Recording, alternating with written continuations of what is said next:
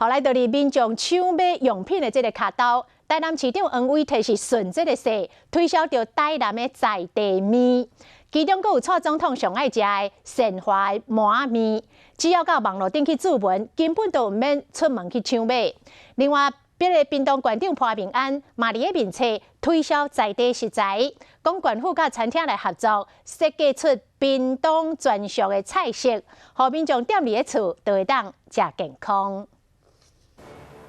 卖个手泡面啊！台南市长每地营销面前只集中在地特色的面，也有蔡总统上爱食的鲜花芝麻面。